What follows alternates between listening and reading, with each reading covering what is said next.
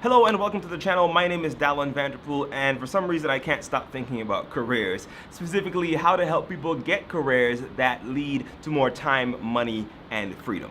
In this video, I'm going to be talking about how to become a leader. Specifically, if you're an executive that has the potential to become a leader, you feel that urge, you think you have what it takes, and you need some coaching and some strategies on how you can make that jump into that leadership and that management level of the organization.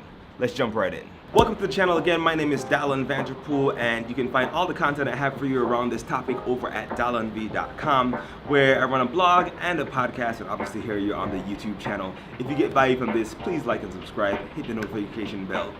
A little background to this conversation. I've been trying to figure this out for myself for the last couple of years, and I took the opportunity to ask as many leaders as I can so far, and this is a summary of the different answers and responses that I've gotten either from speaking to people in person or from podcast guests that I've had on the show over at FocusToFire.com. Tip number one, from Vince Malnaro, the author of The Leadership Contract. I asked him the question about this: how can a young executive make that jump into leadership? What are the things that the top leadership folks are looking for in young executives that signal that this person may be ready for a more senior position?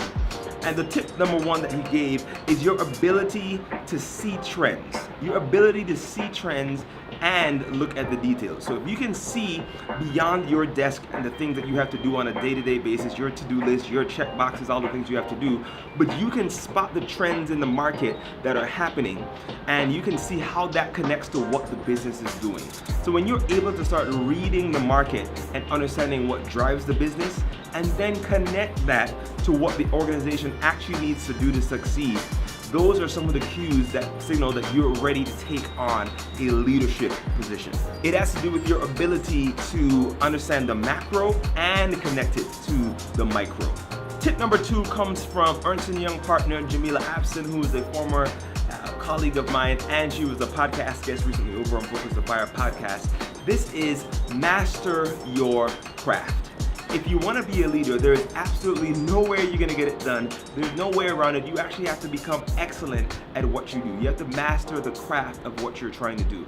And I don't just mean become good at your job. You have to become extraordinary. You have to show the leadership people there now, the people who are in management, the people who are in those positions now, that you can do this job better than the average person. So you need to master your craft. This is going to take some time, this is going to take some work.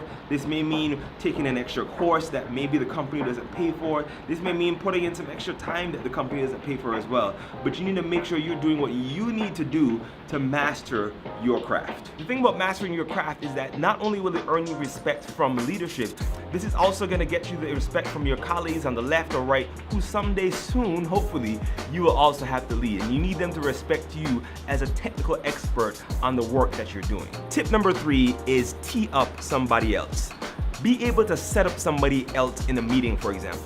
If you see that you're in a meeting with a lot of strong voices, a lot of different conversations are going on, and someone is struggling to be heard, if you can tee up that person and help them cut through the noise, and you can draw the best out of somebody else, you can draw someone else out into a conversation and bring out the intelligence that's hiding in them, that shows that you might be ready to become a leader, because you're willing to share the spotlight. You're willing to give up some of the space that you're having and worrying about just your own success, and you can bring a team along and make sure you're teeing up someone else and say, hey, I think John had an interesting idea. I think Susan had an interesting idea about the same topic. Susan, would you mind telling us a little bit about what you were thinking about? It sounded like a great idea when you were telling me about it earlier. That's leadership stuff. So learn how to tee up somebody else. Number four is dress and move differently. Now the dressing part is fairly simple. We all know this. You gotta find a way to signify to people, to signal to people that you are ready for a different level of leadership. So you gotta start dressing a little bit differently. This may mean investing in some wardrobe options. This may mean when everyone goes super casual for Casual Friday, you dress it down, but you don't go that far down. You know what I mean? But we can spend a whole bunch of time talking about the different clothes and different things you need to wear. But I think the important thing about this is also decide about moving differently. Literally your body language. If everyone walks through the office extremely slowly, maybe you need to walk just a little bit faster. When I'm in my office and I see the CEO, the chairman of the board walking through, if you want to have a conversation with them, they're extremely friendly and open to talk, but you're gonna have to walk and talk. You may have to move a little bit more quickly to show that you have a sense of urgency about what you're doing.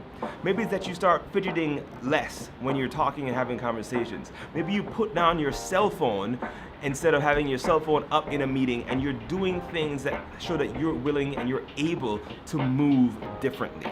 For more information on this, you can check out the episode that we did on Focus the Fire podcast with Deborah Walton from The Modern Lady. She has an awesome YouTube channel here, and I'll drop links to that down below in the description of this video. Moving right along with number 6, study people. Literally take the time to look at the people who are doing what you want to do well and the people who are doing it not so well. Right? Make sure you're looking at these folks and you're really trying to dissect and analyze what it is that they're doing that's making them successful at what they're doing. What are they doing that's not making them successful? Look at the folks that you admire and really try to understand the moves that they made, whether it's education-wise, whether it's in the office-wise. What are the projects that they got on that made them make that name for themselves? What are the things that they did that got them to where they are? Take the time and study them just like how you would study any other book or any other topic. So study successful people who are already leaders. Tip number 7 comes from Ernst & Young, courtesy of my friend Jamila Abson, who I used to work with at Ernst & Young at the time. And the question that gets asked a lot in this organization is, what is your fastball?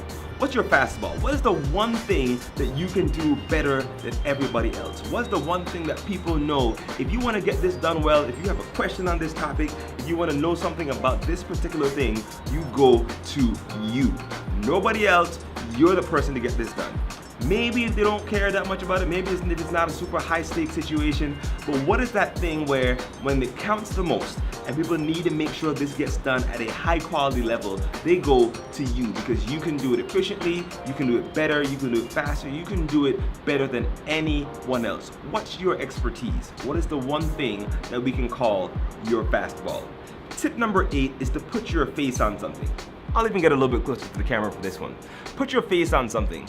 If you are trying to be humble and you're trying to be, that very warm person in the office that everybody trusts and they don't, you don't get out there too much, that sounds great, but it may not work if you're trying to become a leader and if you're trying to become a leader fast.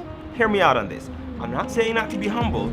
I'm saying you have to be willing to step out of the shadows just a little bit more and step into the spotlight for something. If you can become the face of something for the organization, if you can become the face of an idea, the face of a project, the face of some kind of procedure, the face of some new change that's happening, this is when you can step out and show that you're ready to become a leader. If you can step out there and put your face on something, literally sometimes it means quite literally getting up on stage and being the spokesperson for a particular topic.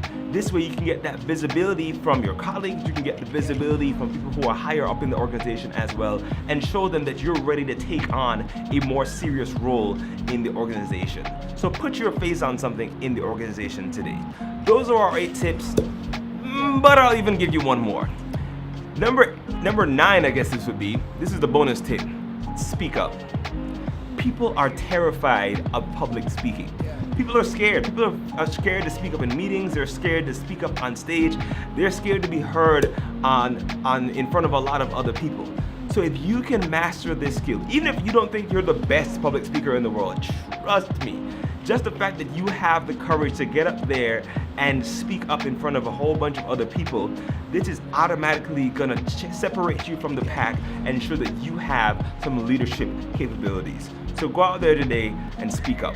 Those are the 8 tips we have today for how to become a leader. I'll put a link to the full blog post for this, as well as the podcast episode where we talked about this in even more detail down below. Until then, if you have any questions, any comments, you can leave them below in the comments, or you can catch me on Twitter at DalanV. If you got value from this video, we really appreciate your support. So please hit subscribe, hit the notification bell down below so we can catch up with you for the next video.